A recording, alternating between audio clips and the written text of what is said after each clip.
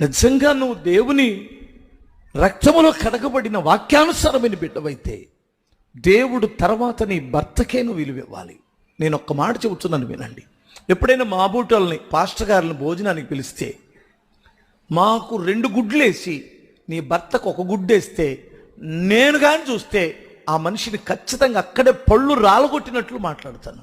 ఎవ్వరు కూడా నీ భర్త కంటే ఎక్కువ కాదు. నీకు అర్థమవుతుంది? మనుషుల్లో ఎవ్వడు కూడా నీ భర్త కంటే ఎక్కువైన వాడు కాదు. నిన్ను భరించేవాడు, నిన్ను సహించేవాడు, నీ కష్ట సుఖాలలో పాల్గొనేటువంటి వాడు, నీ కొరకు, నీ పిల్లల కొరకు తన జీవితాన్ని త్యాగం చేసినటువంటి వాడు నీ భర్త. ఆ భర్తకి 2వ స్థానం నువ్వు ఎక్కడైనా ఇచ్చావంటే మనుషులలో నువ్వు వాక్యానుసారమైన పవిత్ర స్త్రీవి కానే కాదు. మీరేమన్నా అనుకోండి, ఏమంటారు? నువ్వు నిజముగా నువ్వు పవిత్రమైన వాక్యానుసారమైన స్త్రీవి అయితే